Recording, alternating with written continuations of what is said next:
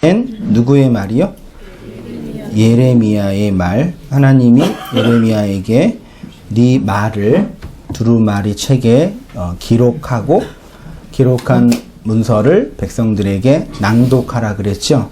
그때 그 책은 성경이 아니라 지금은 성경인데 그 당시 경전, 모세 오경뿐이 없었으니까 예레미야의 예언 사역을 통해서 기록된 말들, 그러니까 설교를 그때는 mp3 파일이 없으니까 쓰는 거예요. 그거를 이제 모든 백성에게 낭독하게 됩니다.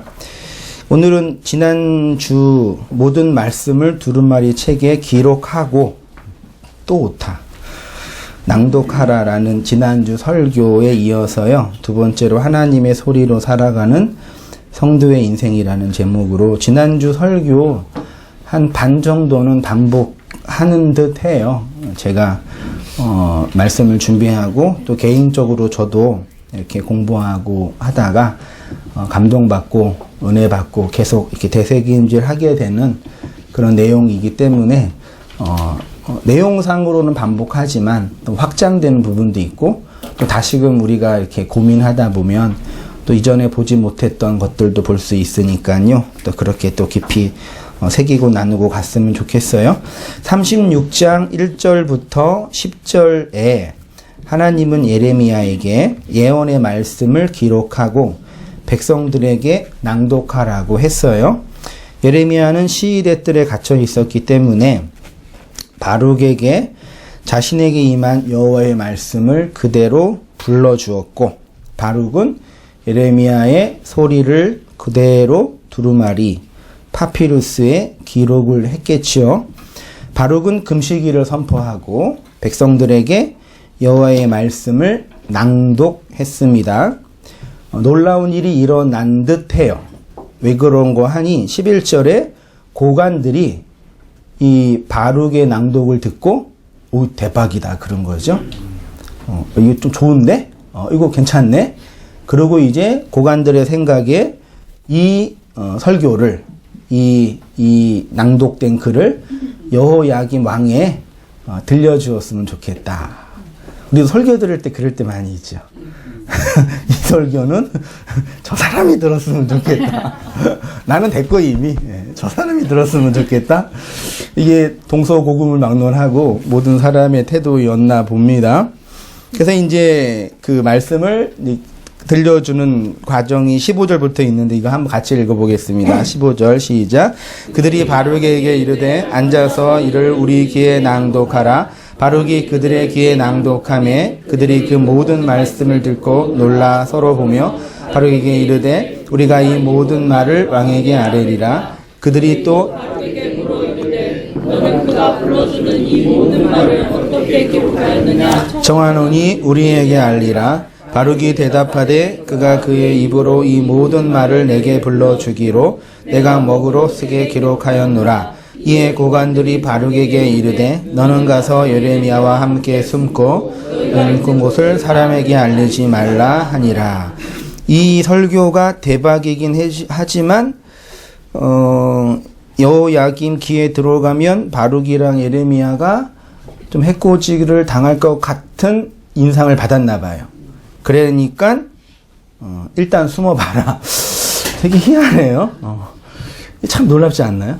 그래서 이제 여우디라는 아마도 왕의 신하 정도, 비서관 정도 되겠죠. 여우디라는 사람을 통해서 여호야김에게 여우디가 이제 그 책을 낭독하죠. 20절 제가 읽어볼게요. 그들이 두루마리를 서기관 엘리사마 방에 두고 뜰에 들어가 왕께 나아가서 이 모든 말을 왕의 귀에 아뢰니 왕이 여우디를 보내어 두루마리를 가져오게 하매 여우디가 서기관 엘리사마의 방에서 가져다가 왕과 왕의 곁에 선 모든 고관들의 귀에 낭독하니 그때는 9째 달이라 왕이 겨울 궁전에 앉았고 그 앞에는 불피운 화로가 있더라. 여우디가 서너 쪽을 낭독하면 왕이 면도칼로 그것을 연하여 베어 화로불에 던져서 두루마리를 모두 태웠더라. 왕과 그의 신하들이 이 모든 말을 듣고 두려워하거나 자기들의 옷을 찢지 아니하고 엘라단과 들라야와 그마랴가 왕께 두루마리를 불사르지 말도록 아뢰어도 왕이 듣지 아니하였으며 왕의 아들 여라무엘과 아스리엘의 아들 스라야와 압디엘의 아들 셀레마에게 명령하여 서기관 바룩과 선지자 예레미야를 잡으라 하였으나 여호와께서 그들을 숨기셨더라. 그 여호야김 왕이 예레미야의 설교가 있는 원고를 듣고 찍고 불에 태웠죠.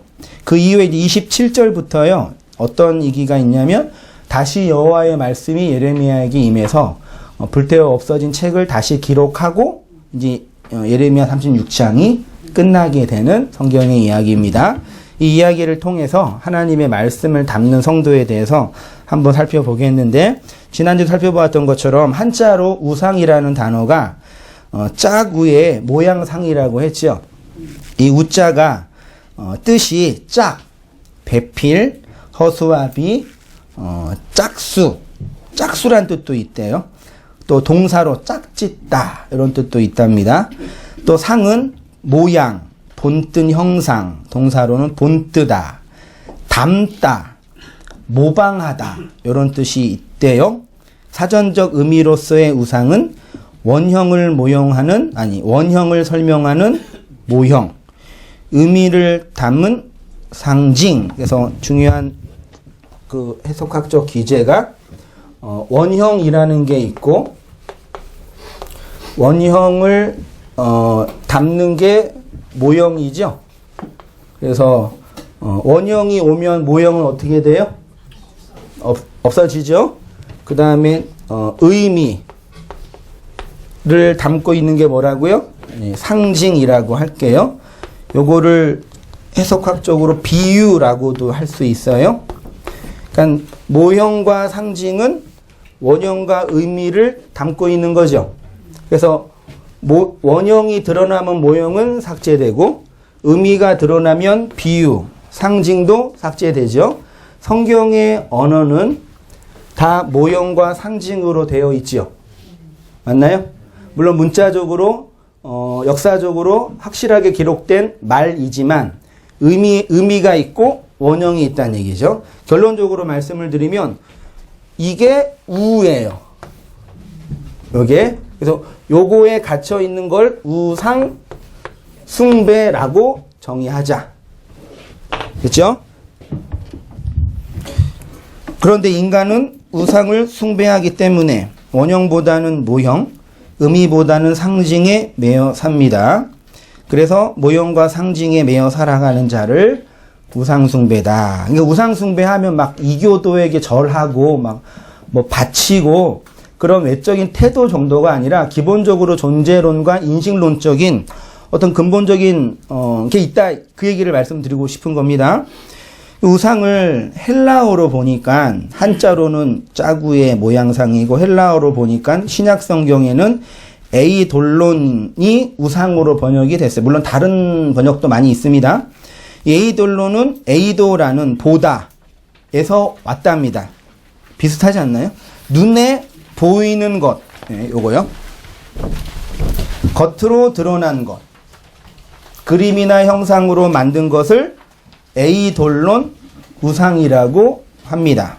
그래서 에이도라는 보다라는 동사가 반복이 되면 에이돌론이 된다. 뭐 그렇게 표현했죠.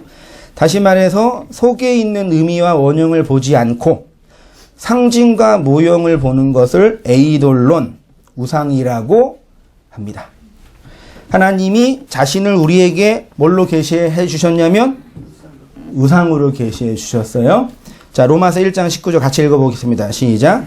이는 하나님을 알만한 것이 하나님께서 이를 그들에게 보이셨느니라. 장세로부터 그에 보이지 아니하는 것들 영원하신 능력과 신성이 그 만드신 만물에 분명히 보여 알려졌나니 그러므로 그들이 핑계하지 못할지니라. 하나님을 알되 하나님을 영화롭게도 아니하며 감사하지도 아니하고 오히려 그 생각이 허망하여지며 미련한 마음이 어두워졌나니 스스로 지혜 있다 하나 어리석게 되어 썩어지지 아니하는 하나님의 영광을 썩어질 사람과 새와 짐승과 기어다니는 동물 모양의 우상으로 바꾸었느니라. 19절에 하나님을 알만한 것이 됐죠? 하나님을 알만한 것이 하나님을 설명한 짝들이 이렇게 할 수도 있어요.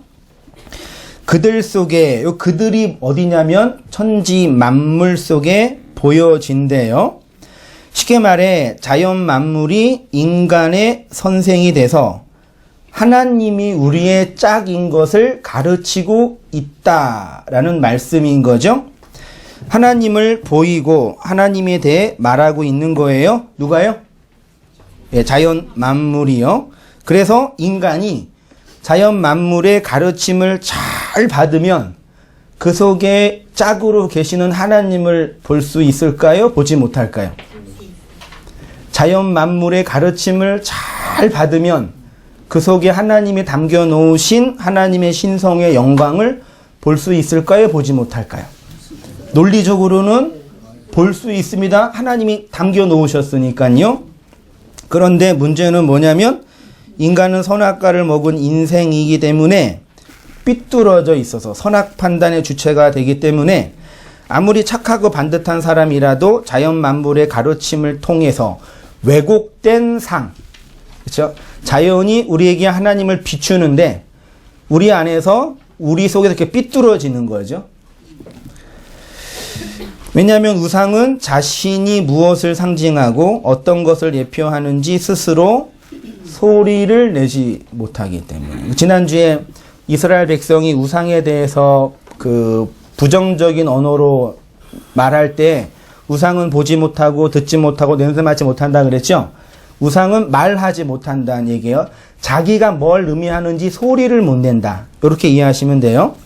그러면 소리를 내지 못하는 자연 만물의 가르침을 받지 못한다면 소리를 내는 사람의 가르침은 받을 수 있을까요? 우리가 우상, 자연 만물이 하나님의 그 무엇을 담고 있는데 이 자연 만물을 통해서 하나님을 보지 못하는 거는 얘가 말을 안 하거든요. 그냥 그림으로 있잖아요. 그림이 있는데 이게 무슨 의미인지 설명을 안 해준단 말이에요. 그러면 소리를 내고 있는 사람은 사람에게 진리를 가르치거나 배울 수 있느냐? 어떻게 생각하세요? 우리는 다 어디서 배워요? 선배들한테 배우고 사회 문화에서 배우잖아. 배우시나요? 가르치는 내용 자체는 하나님의 것이기 때문에 그래서 하나님이 사람을 가르칠 때는 사람이 사람을 가르칠 때는 이 말을 안 읽었네요. 결론을 말씀드리면 죄송해요. 세 번째 줄입니다. 사람은 사람의 가르침을 받지 못한다. 일단 제 결론입니다. 들어보세요. 이 말은 사람이 자신의 것으로 사람에게 진리를 줄 수 없다라는 측면입니다. 가르치는 내용 자체는 하나님의 것이기 때문입니다. 그래서 사람이 사람을 가르칠 때는 반드시 지적인 힘과 권력이 있는 상태에서 정보와 욕망을 건네주는 차원 정도로 가르칠 수가 있다. 지적인 힘과 권력을 좋은 말로 말하면 뭘까요? 이걸 이제 권위라고 해요. 권위가 없으면 가르치지 못하죠. 오늘날 공교육이 무너지고 있는 이유가 뭐예요? 선생님들이 가르침에 권위가 없죠. 만약 대학교 교수님이 학생들에게 학점을 줄 권위가 없으면 애들이 수업을 열심히 들을까요? 안 들을까요? 안 듣죠. 그래서 학점이 나온 동시에 애들은 학교에 가요? 안 가요? 만약에 대학교가 우리에게 학위를 주지 않는다면 그 돈 내고 학교를 다녀야 안 다녀요? 그러면 공부하는 이유, 배우는 이유가 뭐예요?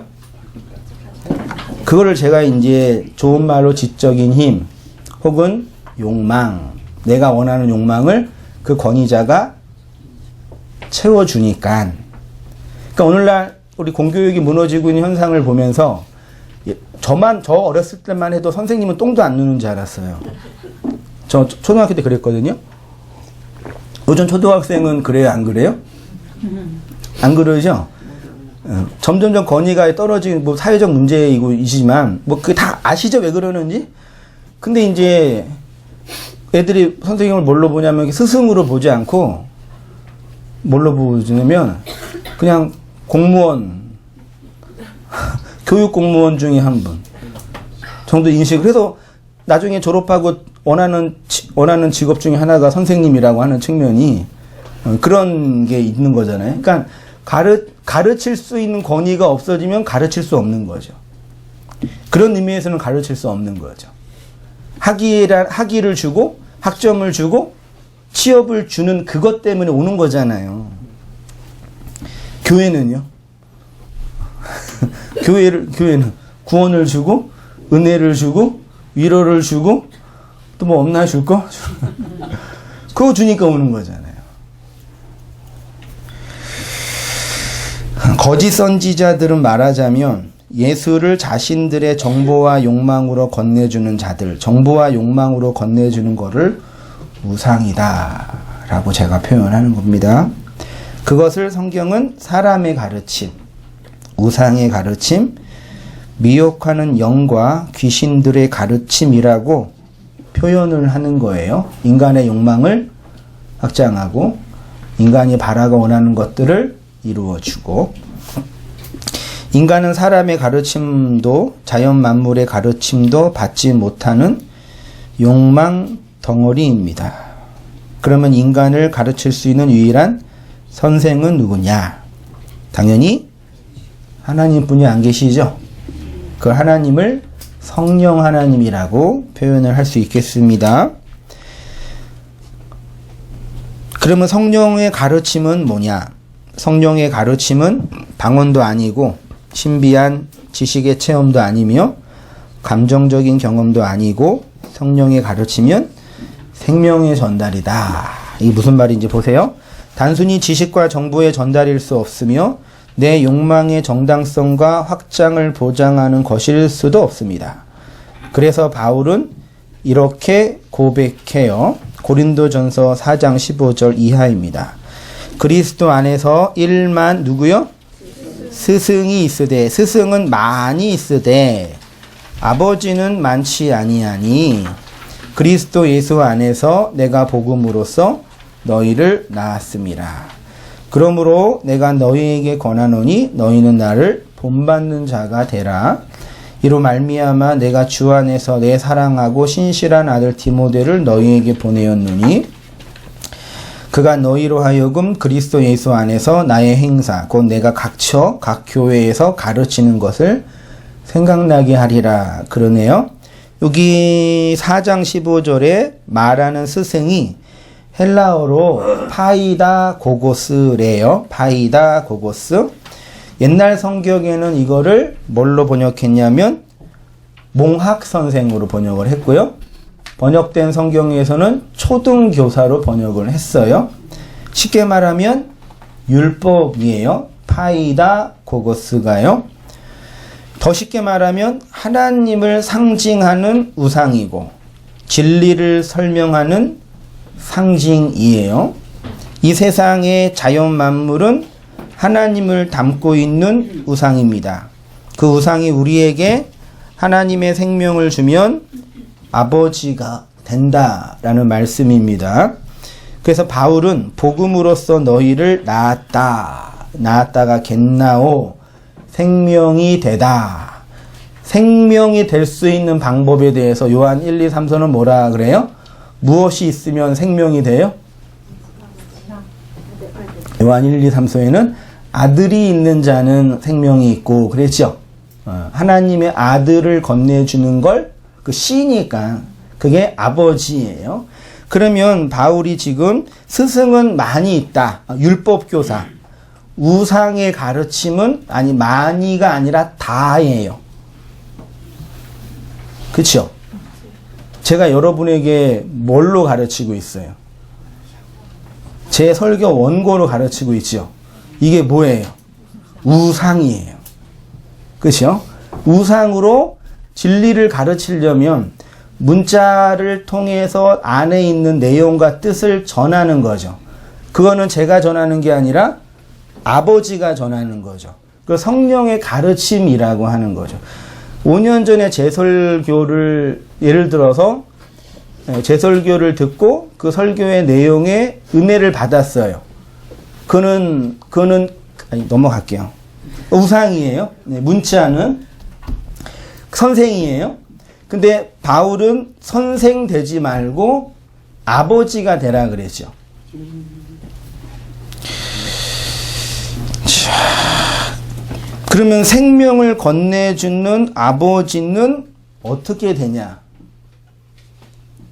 어떻게 율법을 통해서 우상을 통해서 하나님의 아들이 증거되냐? 이 문제예요. 생명이 있는 자는 생명을 건네주고 진리가 있는 자는 진리를 건네줍니다. 그런데 그 생명과 진리는 바울의 것이 아니라 하나님의 것이죠. 그러면 바울이 하나님의 것을 건네주기 위해서는 바울이 뭐 해야 돼요? 그것을 어려워요? 받아야죠. 바울 게 아니니까요. 그래서 바울이 그런 고백도 했잖아요. 하나님께 실컷 사용되어지다가 나중에 버려질까 두려워한다. 그 고백이 내가 구원의 확신이 없고 구원을 잃어버릴까 두려워한다는 게 아니라 우리가 기본적으로 성령을 통해서 받는 거는 인간이 만들어내는 것이 아니라 아버지가 우리에게 건네주는 차원이죠. 그럼 그걸 받아야 된다는 얘기예요. 그걸 받아서 건네주는 자를 뭐 불의한 청지기, 불의한 종이라고도 표현하는 거예요. 그걸 어떻게 받냐? 그 얘기를 잠깐 우리 힌트를 줬어요. 고린도전서 4장 9절 보이시죠? 보이세요? 같이 한번 읽어보십니다. 시작. 내가 생각하건대 하나님이 사도인 우리를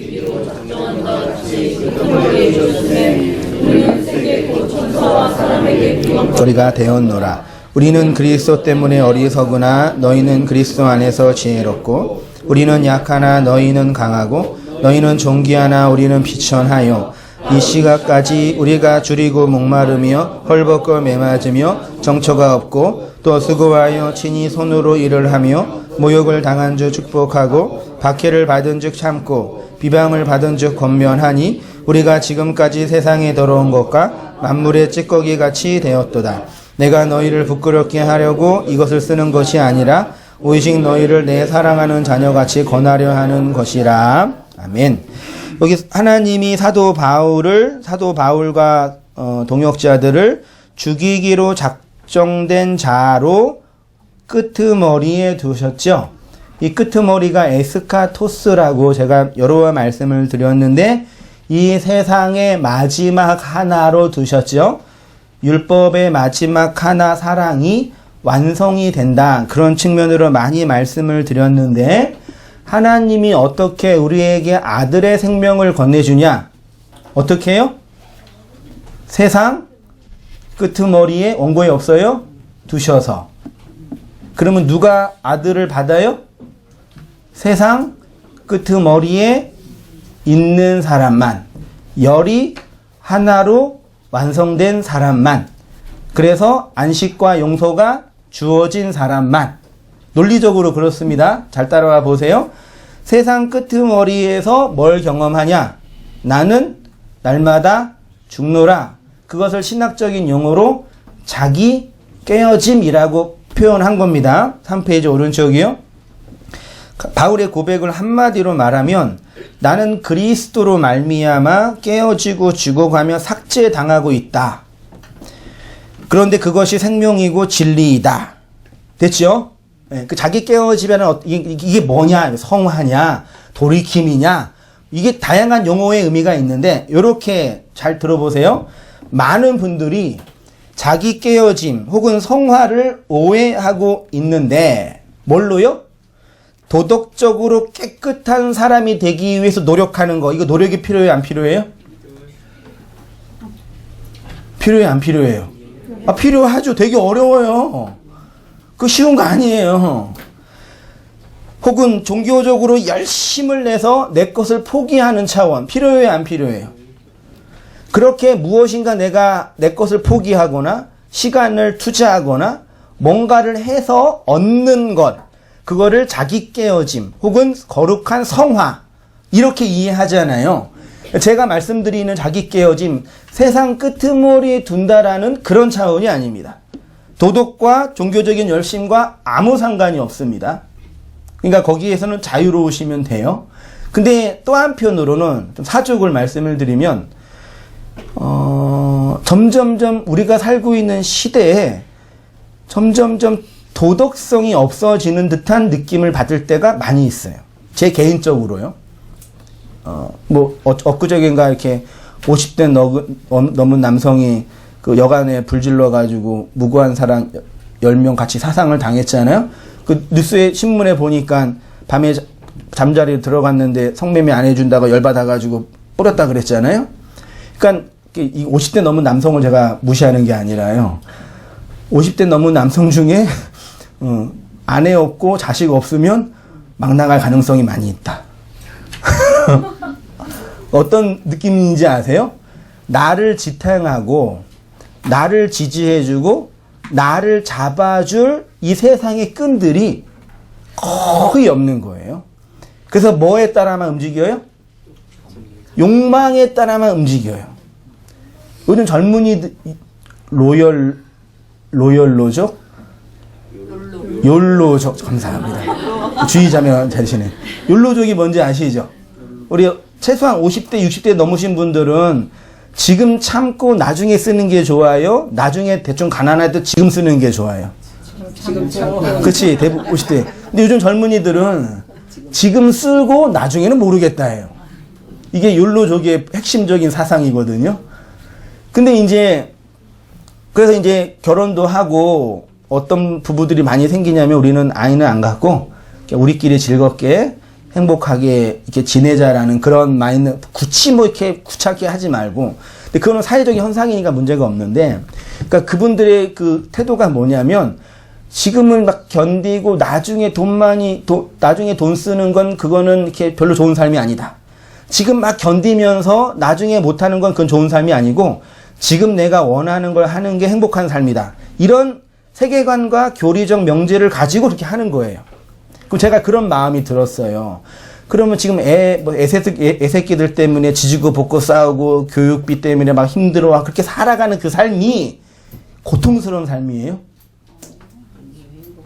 행복한 삶이세요? 그러니까 이해를 못하는 거예요, 걔네들이요. 근데 그분들은 그 젊은이들은 그게 고통이라고 해석하는 거예요.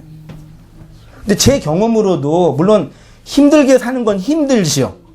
근데 그러면 애도 안 낳고 그냥 이렇게 여행 갈 때 여행 다니고 행복할 때 그렇게 살아가는 건 행복일까요? 안 살아봐서 모르시죠? 그게 우리의 한계예요. 그러니까 이 밖에 있는 대상을 통해서 나를 점검하려고 그러는 거예요. 이것도 아니고 이것도 아니에요. 그 행복한 사람 아닌 거 우리가 경험하잖아요.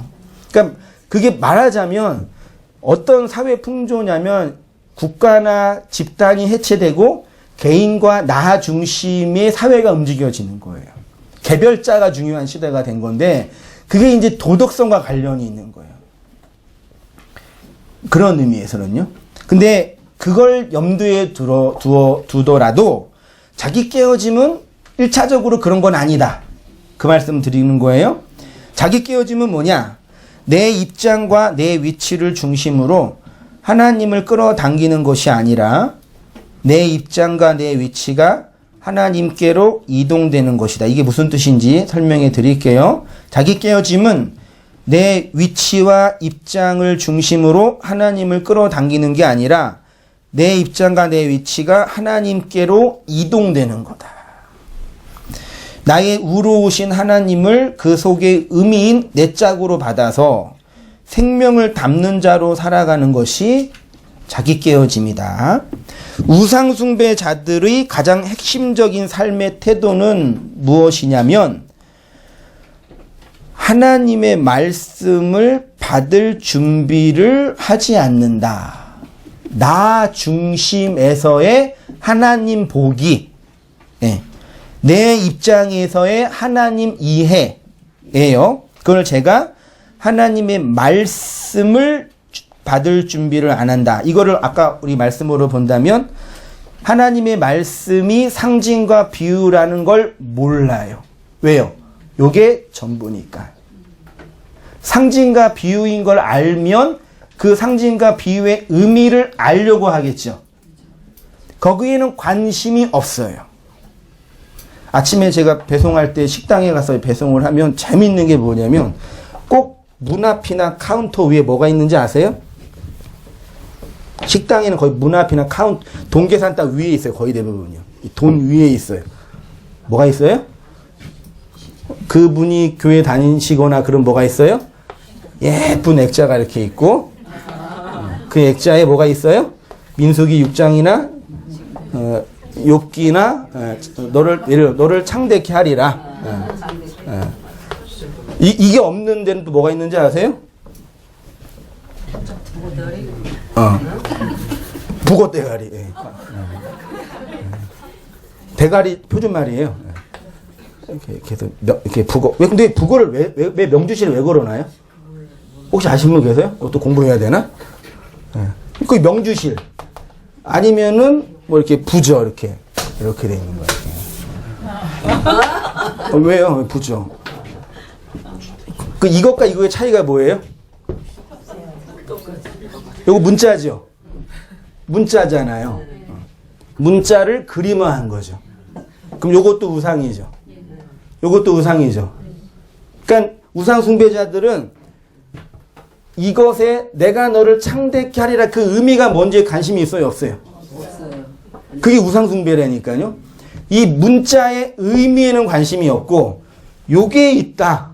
큰 교회 목사가 와가지고 축복해 줬다. 요거에 관심이 있는 거예요. 조그만 교회 목사가 가지고 가면은 안 돼요. 저는 그걸 안 갖고 다녀요. 그래서 나중에 커지면 몰라도 지금은 안 돼요. 우상이 아니니까요. 그러니까 요것도 똑같아요. 진짜 이 이교도들이나 젊게 관심 있는 분들은요, 요거의 의미를 공부하려 노력하는 분도 계셔요. 그런 분들 중에 그분이 뭐 진리를 안다는 측면은 아닌데 이 차이예요. 요것도 문자예요. 요것도 문자예요. 어디 하다가 왔어요? 네. 그래서 우상 숭배자는 하나님의 말씀의 진의와 내용에는 관심이 없어요. 그 오늘날 교회 얘기만 해볼게요. 교회에서 목사나 성도들이 말씀의 진의와 내용이 뭘까라고 진지하게 고민해서 그 말씀이 우리의 완전한 결론인 그리스도를 드러낸다. 이 관점으로 교회가 움직여지나요? 저는 부교육자 생활하면서 지금도 가끔 경험하는 낙담인데 사람들이, 교회에 오는 사람들이 말씀에는 관심이 없다라는 게 절망적이었어요. 맨 처음에는 몰랐어요. 말씀을 듣고 은혜 받았다 그래가지고 진짜 은혜 받는 줄 알았어요. 근데 말씀의 내용에는 아무 상관이 없어요. 나한테 위로가 됐냐? 나한테 힘이 됐냐? 그것만 관심을 가지지 이 말씀이 정말 나의 구원자인 그리스도를 설명하고 있는 그 말씀이냐는 관심이 없다니까요. 그게 정확하게 우상 숭배예요. 문자와 상징과 모형에 갇혀 있는 거예요. 내 욕망을 투영하는 거예요. 고도화된 우상 숭배 방식이에요. 로마서 1장 21절 본문 보이셔요? 같이 한번 읽어보십니다. 시작. 하나님을 알되 오히려 그 생각이 허망하여지며 미련한 마음이 어두워졌나니 스스로 지혜 있다나 어리석게 되어 썩어지지 아니하는 하나님의 영광을 썩어질 새와 짐승과 기어다니는 모양의 우상으로 온도 한 1도만 내려주세요. 사모님 1도만요. 1도만. 여기 23절에 우상이라는 단어가 있죠. 이게 헬라어로 호모이오마라는 단어래요. 뜻이 유사함, 형상, 그 다음에 중요한 뜻이 사본, 상징. 이게 호모이오마예요. 이 신약의 헬라어가 구약으로 가면 테무나라는 단어로 기록이 됐대요. 출애굽기 20장 4 제가 읽어봅니다. 너를 위하여 새긴 우상을 만들지 말고 위로 하늘에 있는 것이나 아래로 땅에 있는 것이나 땅 아래 물속에 있는 것에 어떤 형상도 만들지 말라 그랬죠. 여기에 제가 줄친 게 우상과 형상이 있어요. 우상은 각주 14번에 뭘로 되어 있냐면 페셀이라고 되어 있고, 형상은 각주 15번에 테무나로 되어 있는데, 신약 성경의 호모이오마는 테무나가 페셀이 아니라 테무나예요. 그러니까 원래 형상도 우상으로 번역될 수 있다라는 얘기예요. 이해 안 되시면 나중에 읽어보세요. 4페이지로 가서 출애굽기 20장 4절에서 우상과 비슷한 단어가 뭐라고요? 형상입니다. 우상은 히브리어로 페셀이고 형상은 테무나인데, 로마서가 말하는 호모이오암은 테무나를 헬라어로 번역한 겁니다. 유사어입니다. 그런데 우상을 뜻하는 페셀이 팥살이라는 동사에서 왔대요. 요 팥살이 뭐냐면 깎아 만들다, 잘라서 모양을 만들다. 그래서 구약 성경에는 다듬다 이렇게 번역을 했어요. 출애굽기 34장 1절 제가 읽을게요. 여호와께서 모세에게 이르시되 너는 돌판 둘을 처음 것과 같이 다듬어 만들라. 뭘 다듬으라고요? 돌판이 어때 쓰는 거예요? 십계명 돌판이에요. 그러니까 모세가 시내산에 올라갈 때 뭐 들고 올라갔어요? 뭐 들고 올라갔어요? 돌판 아니에요. 돌을 들고, 그 돌 무거운데? 그렇잖아요. 꽤 무거워요. 그걸 힘 셌나? 노예 생활 80년 했으니까 셌겠구나. 들고 올라갔을 거 아니에요. 근데 그 돌판이 그냥 이렇게 이렇게 그 담금질된 돌이 아니, 그냥 그냥 그 광야에 있는 돌이잖아요. 어떻게 생겼겠어요?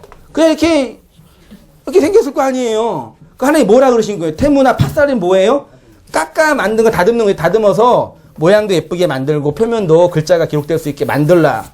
정이랑 망치로 요거 들고 올라간 거예요. 그림으로는요. 그 출애굽기 34장에 다듬어 깎아, 신명기 10장 1절 그때 여호와께서 내게 이르시기를 너는 처음과 같은 두 돌판을 뭐하고요? 다듬어. 이 다듬어가 우상을 다듬을 때도 다듬어, 돌판을 다듬을 때도 다듬어예요. 그러니까 우상을 만들 때 다듬는 거예요. 그러면 지금 모세가 뭘 가지고 올라간 거예요? 말하자면 우상을 가지고 올라간 거예요. 지금 문자적으로만 본 거예요. 저 보세요. 고대 시대에 문자를 기록할 때는 거의 대부분 돌에다 새겼겠지요. 모세가 시내산에서 율법을 받을 때 무거운 돌을 직접 들고 올라갔지요. 말하자면 문자를 받을 준비를 하고 필기 도구 준비하고 산으로 올라갔어요. 산으로 무거운 거 들고 올라간 분 또 있지 않나요? 산으로 무거운 거 들고 올라갔잖아요. 거기에서 문자가 어떻게 기록됐어요? 들고 올라간 그 양반이 그 문자에서 어떻게 됐어요? 죽었잖아요. 그래서 문자가 기록됐잖아요. 놀랍지 않나요? 필기도구 준비하고 올라갔어요. 하나님은 그 필기도구가 돌이기 때문에 문자를 기록할 수 있도록 다듬어서 가지고 올라오라고 하셨습니다. 여기에 다듬다가 팥살, 우상의 동사형이고, 요거 우상이 명사형이 페셀이에요. 망치와 정으로 글자가 새겨지도록 다듬는 거죠. 그러면 하나님의 말씀과 문자가 어디에 새겨져요? 돌판에. 우리의 인생 경험 속에서는 어디에 새겨져요? 신비에, 마음에, 나에게. 좀 느낌 오시나요? 성령이 각성시키게 하시죠? 하나님의 말씀이 어디에 새겨진다고요? 마음도 솔직히 맞지 않아요. 그러니까 내 인생 속에, 그게 지난주에 워킹 바이블 표현했잖아요. 하나님이 나에게 하나님의 말씀이 새겨지기를 원하시고 그렇게 새기는 거예요. 근데 우상 숭배자는 됐다고 내가 너 새겨줄게. 그리고 하나님을 정으로 쪼는 거예요. 우상 숭배자는요.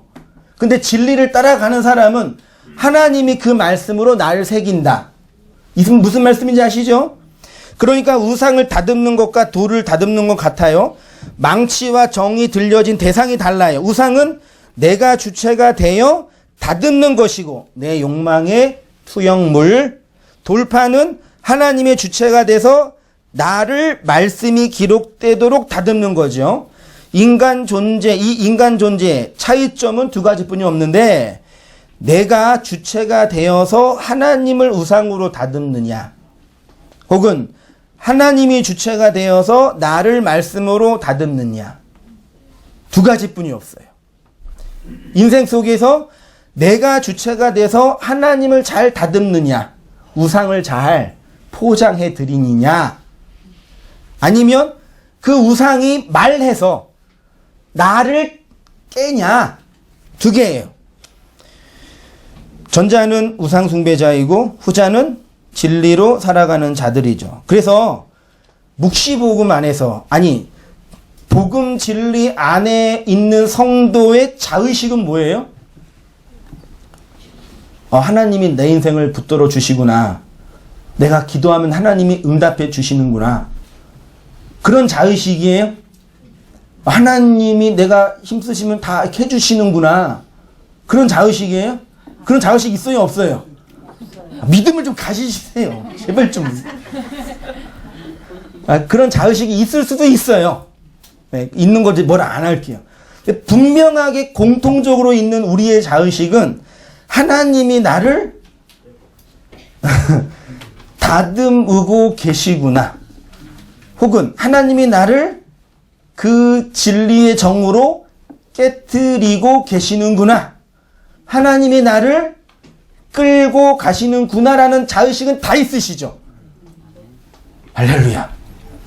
진리의 복음 안에 살아가는 성도에게는 내가 꼭 그렇게 노력하고 애쓰고 기도하고 해주세요. 그러셨어요?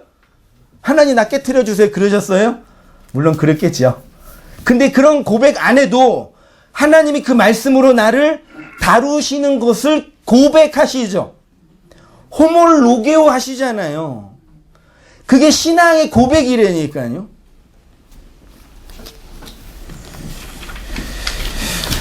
지난주에 우리의 인생은 하나님의 말씀이 기록되는 캔버스라고 했어요. 모세의 십계명 돌판이 우리의 인생 캠퍼스의 모형이죠. 우상 숭배자들은 그 돌판에 그리스도라는 하나님의 말씀을 기록하는 데는 아무런 관심이 없고 오로지 내가 원하는 그 욕망의 투영일 뿐이죠. 그게 천국이라도 해.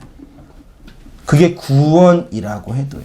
그게 교회 부흥이라고 해도요. 그게 나의 행복이라고 해도 그거는 내 욕망의 투영이에요.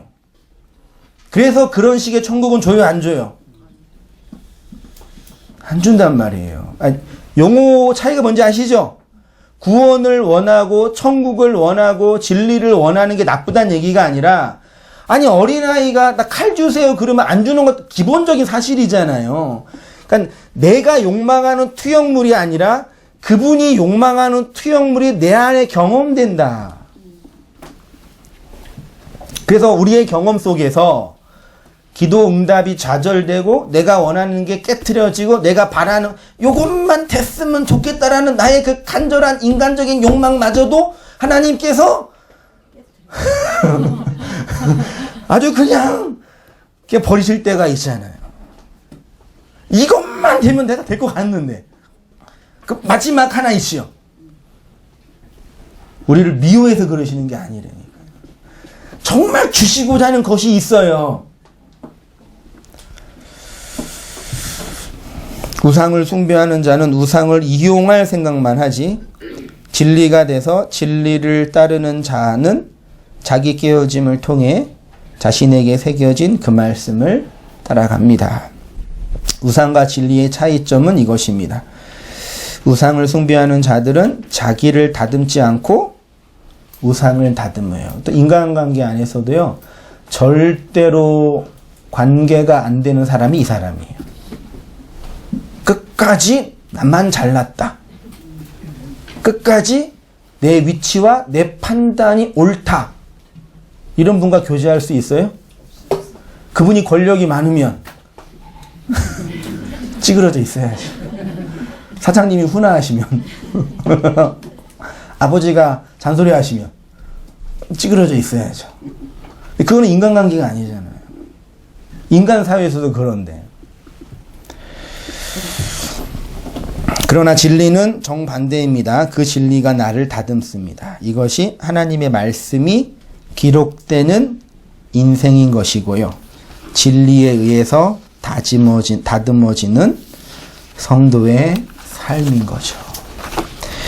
하나님이 우리에게 짝으로 오셨습니다. 그러면 이제 중요한 질문이 어떻게 하나님의 말씀이 내 안에 새겨지냐고요. 그 짝을 우리가 이해할 수 있는 언어로 설명하는 것이 상, 문자, 우상. 이 상은 어떻게 만들어지냐? 생각. 논리적으로 말하는 최초로 생각. 생각이 많이 되면 어디에 자리를 잡혀요? 마음에. 마음에 가득하면 뭘로 나와요? 말로 나와요. 말로 나오는 건 저장을 못하니까 문자와 그림과 상으로 저장을 하는 거예요. 오늘날에는 뭘로 저장해요? MP3, MP4로 저장해요. 그것도 저장된 그림이에요. 그때 저장된 그림이라고요.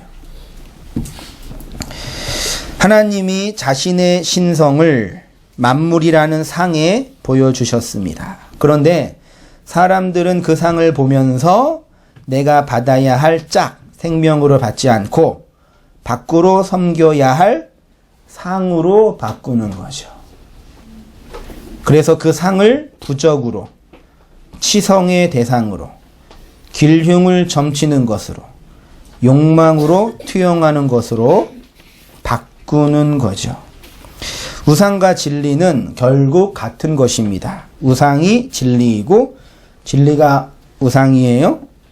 쉽게 말해 하나님은 진리를 우상으로 설명해 주시죠. 초월의 하나님이 내재 속으로 오시는 것 자체가 우상일 수 없지요. 그래서 이 세상에서 모든 사람들은 우상 숭배하고 있어요. 근데 우리가 우상 숭배에서 벗어날 수 있는 이유는 내 밖에 있는 문자, 말씀이 뭐 하고 있어요?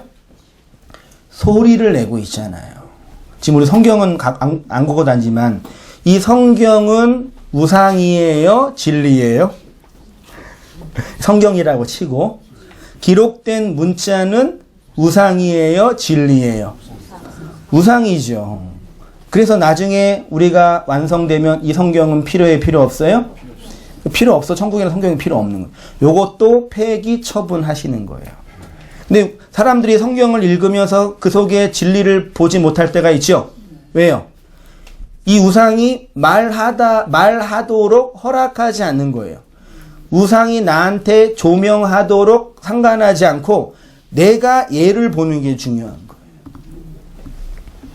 성경 그렇게 보면 돼요, 안 돼요? 그렇게 해서 백란 읽고 암송하면 그 뭐예요? 우상 잘 치장하는 거예요. 성경을 잘 읽어가지고 왕의 재정을 통해서 돈 벌자. 그 뭐예요? 얘를 치장하는 거라니까, 성경을요.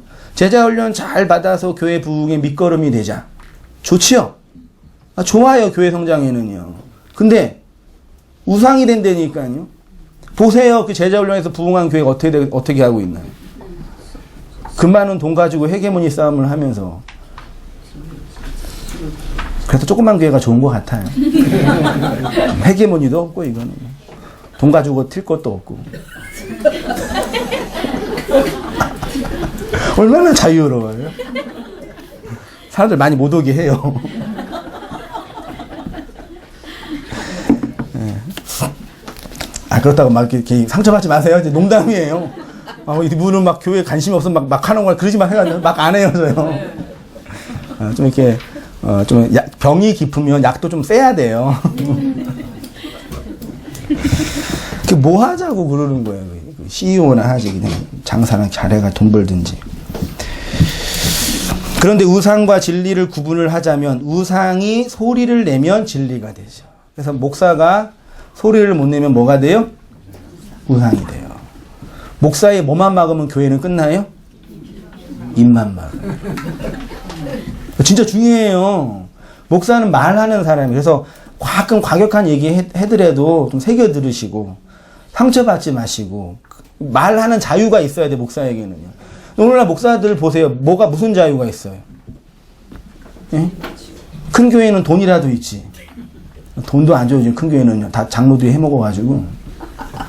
웃을 얘기가 아니라니까, 진짜요. 큰 교회인데 담임 목사 계시면은 잘해줄 수 있잖아요. 어떤 장로님도 당회에서는 목사가 돈 많이 받으면 타락한다고. 충분히 재정 여력이 있는데도 그런다니까요. 그러니까 입을 어떻게든지 막아내요. 그래서 설교 검열하고. 물론 이제 좀 이게 인간적으로 잘못된 거나 오타가 많이 있거나 논리가 안 맞거나 그러면 건의할 수 있죠. 그런 건 그게 뭐가 문제예요. 그런 게요. 잘못한 건데 내가. 다른 건 다 열려 있는데 입만 막혀 있는 거예요. 그 중세시대 개혁자들의 그들의 죽음과 고통을 보면서 그들이 왜 죽었냐면 말해서 죽은 거예요. 입만 조용히 있었으면 사는데 말해가지고 죽은 거라니까요. 그래서 진짜 교회가 살아나고 이 어두운 세상의 선지자적 사명을 잘 증거하려면 성도들은 귀가 열려야 되고요. 목사들은 입이 열려야 돼요. 귀는 다 닫아놓고 목사들은 입 다 닫아놓고 그 속에서 뭘 하겠어요? 그러면요. 여기 사업을 해요. 여기서 우리가 다단계를 해요. 다단계 괜찮겠나? 뭘 해요? 여기서 도대체요. 좀 세나요? 맨날 옆에서 막 세다고 막 뭐라 그래가지고. 안 세요? 너 세시다. 우리 입장에서 그 우상이 나에게 말을 하면, 다시 말해 그 말이 들리면 우상이 더 이상 우상이 아니죠. 그리스도가 진리가 되는 거죠. 계시된 성경이 말하고 있는데, 성경은 하나님의 말씀이 기록된 문자인데 그 문자를 통해서 그리스도라는 말이 들리면 나에게 생명을 주는 짝이 되고, 소리를 내지 못하면 맨날 섬겨야 할 우상이 되는 거예요.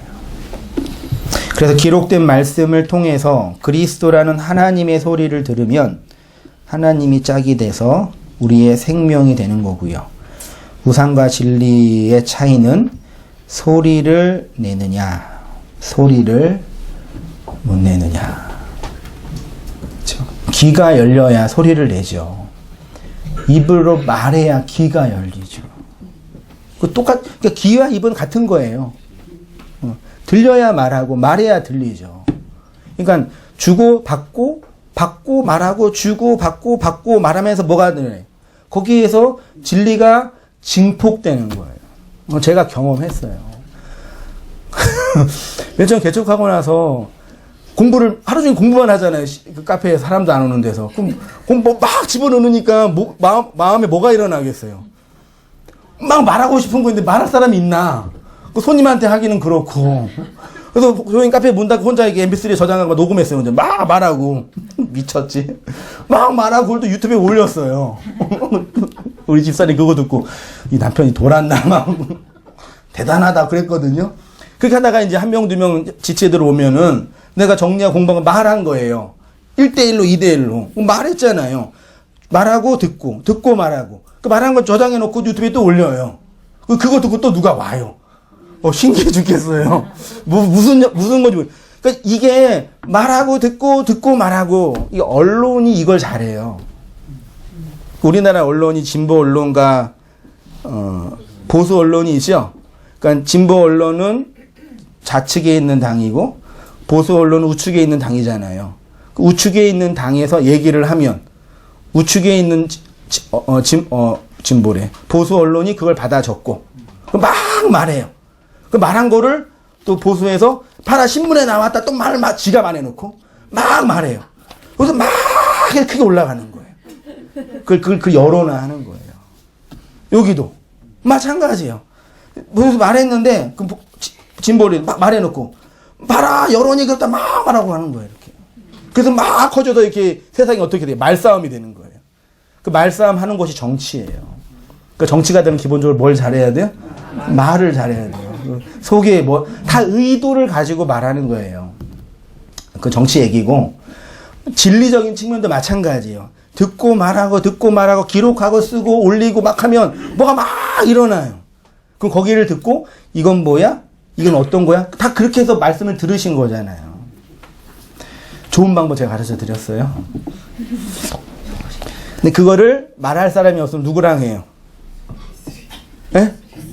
MP3 혼자 MP3로 혼자 그걸 뭐라 그래요? 그걸 묵상한다. 그래서 시인들은 MP3가 없어가지고 새벽에 일하다 벽 보고 그런 거예요.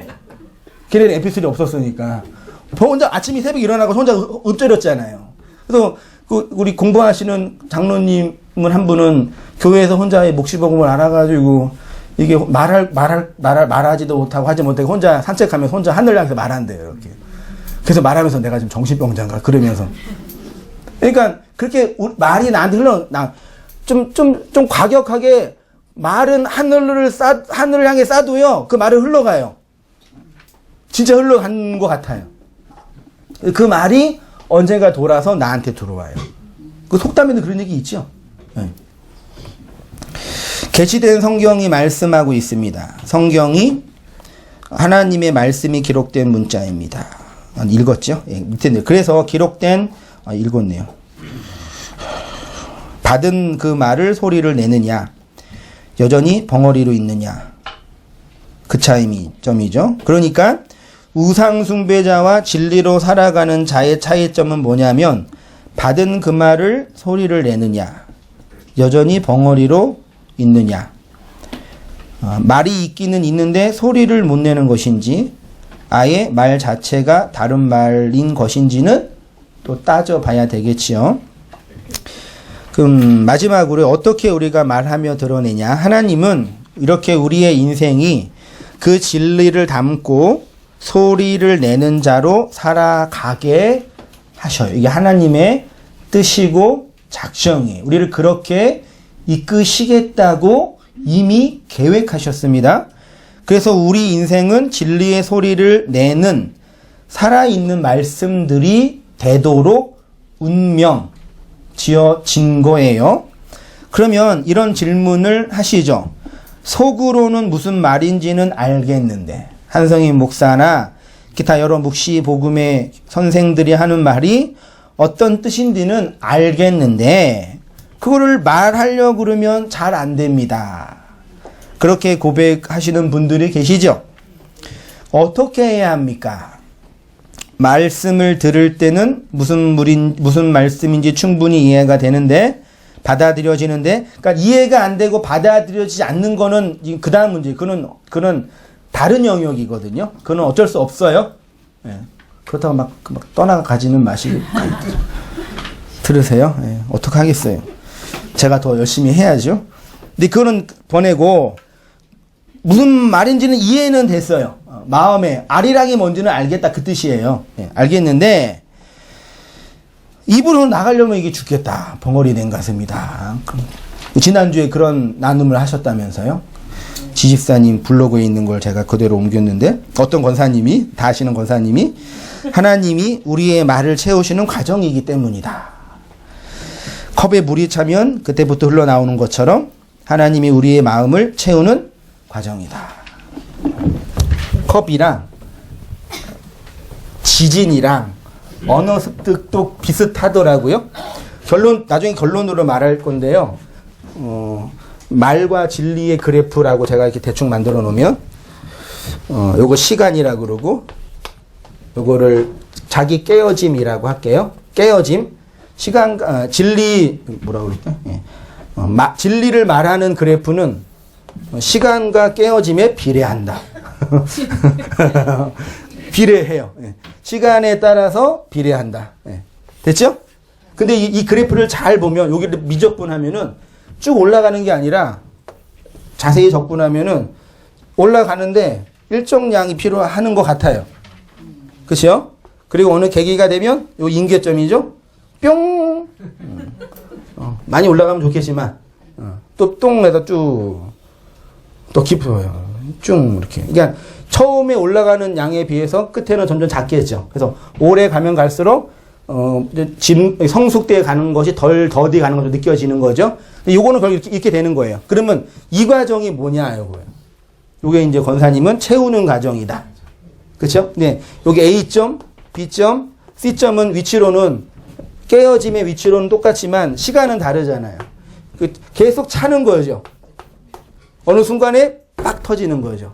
이거를 인식론으로 이제 불교에서는 도노 점수 논쟁이기도 하는데, 우리 첫째 아들이 말을 지금 엄청 잘하거든요. 말싸움하면 못 이겨요. 근데 3살 때까지만 해도 말을 하나도 못해가지고 집사람이 저랑 언어 치료 받아야 되는 거 아니나 걱정 엄청 했거든요. 근데 어느 순간 되니까 방언을 받더라고.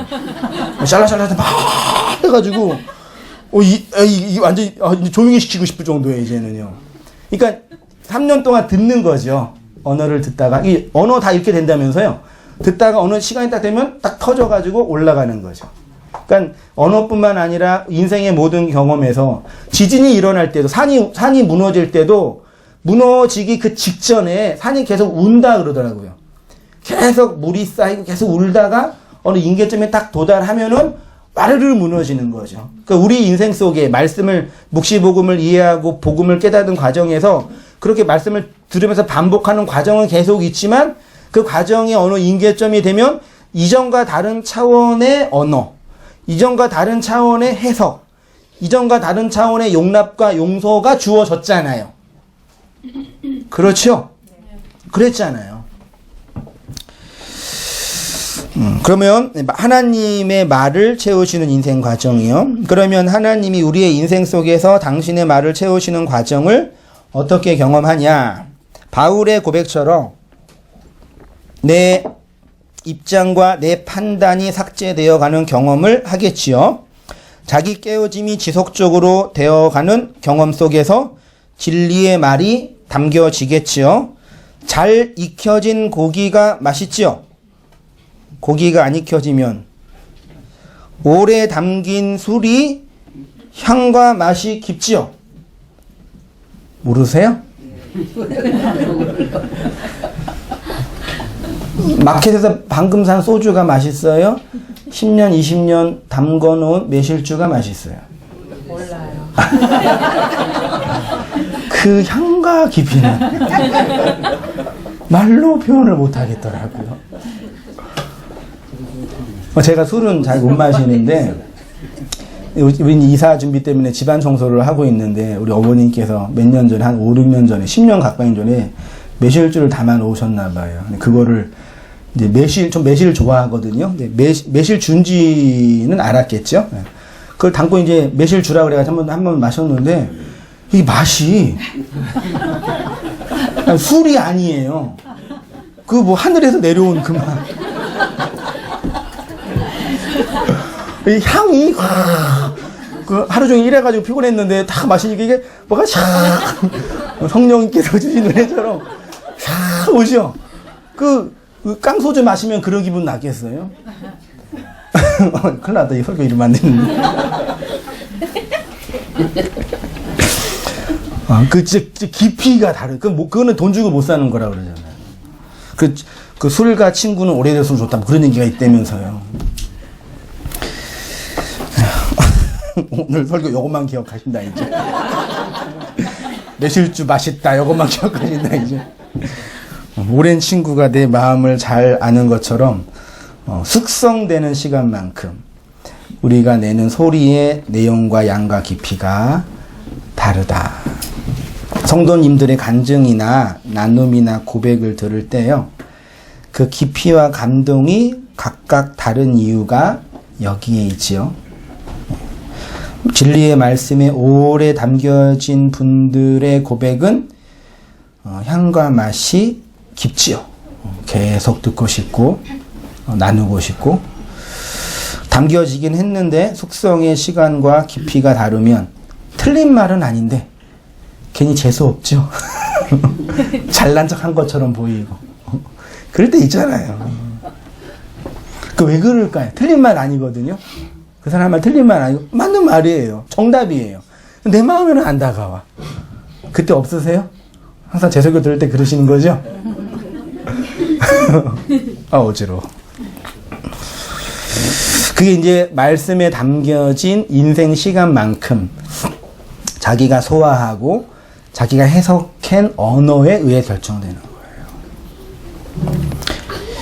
그래서 말씀을 잘못 듣는 분들이 제일 힘들어하는 것이 뭐라고요? 메타담론, 호몰로게오예요. 진리의 말씀에 숙성되는 시간이 별로 없거나 아예 숙성의 시간 자체가 없는 분들이 그러하죠.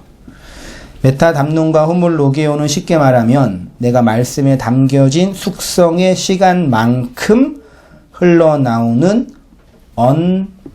언행이에요. 말에 의해서 결정되는 행동. 막 산다, 진리 안에서 자유롭다는 얘기는 행동을 케찹으로 한다, 그 뜻이 아닌 거 다 아시죠? 그래서 언행이에요. 말하고 살아가고. 이 행동이 뭐 행동 양식이 아니라 살아가는 삶의 방식이에요. 그런데 이런 말씀의 숙성 시간이 없는 사람은 어떻게 되겠습니까? 그냥 회사 얘기하고 성공한 얘기하고 돈 번 얘기하고 일상 얘기는 너무 즐겁게 잘하세요. 연예인 얘기하고 TV 본 얘기하고 나쁜 얘기 아니고 해야죠. 근데 그 얘기만 하고 끝나요. 제가 청년부 말씀 섬길 때 말씀 끝나고 구역 모임하고 조별 모임 한다고 그래서 열심히 하는 줄 알았거든요. 맨날 하는 얘기가 연예인 얘기, 남자친구 얘기, 여자 얘기, 돈 얘기, 직장 얘기 그거 다 하고 1시간 반 다 하고 그냥 집에 가. 니네 뭐 하는 거냐? 여기서 사교 활동하냐? 그랬어요. 되게 기분 나빠하더라고요. 그러니까 가르쳐 주는 사람이 없기 때문도 있지만 그게 담겨진 시간이 없으니까요. 아니, 선포되는 주일날 설교에 하나님 잘 의지해서 성공하자, 직장생활 힘드니까 기도하자, 대기업 취업 안 되니까 특별 새벽 기도하자. 맨날 그런 말씀 듣다가 그 말씀 끝나고 무슨 얘기 하겠어요, 그러면요.